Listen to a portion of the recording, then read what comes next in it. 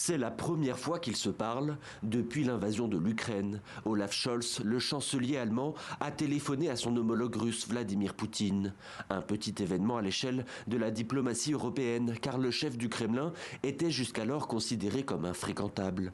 Les deux hommes se sont parlé pendant 1 heure, principalement au sujet de la guerre en Ukraine. Poutine a expliqué en détail à Scholz notre vision de la situation actuelle et les perspectives possibles d'évolution de la situation. Scholz a également réitéré sa position qui est bien connue et qui est répétée plusieurs fois par jour par tous les hommes politiques européens comme un mantra.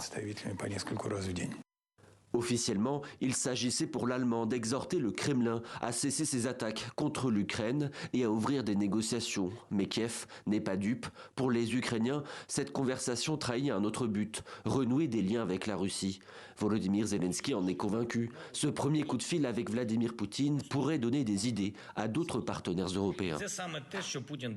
C'est exactement ce que Poutine souhaite depuis longtemps. Il est extrêmement important pour lui de rompre son isolement, l'isolement de la Russie, et de mener des négociations comme des négociations ordinaires qui n'auront aucun résultat, comme il l'a fait pendant des décennies.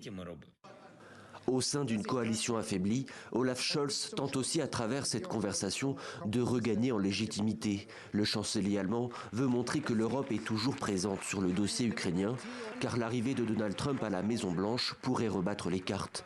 Pour autant, de futures négociations officielles avec la Russie sur une éventuelle paix en Ukraine semblent encore très loin.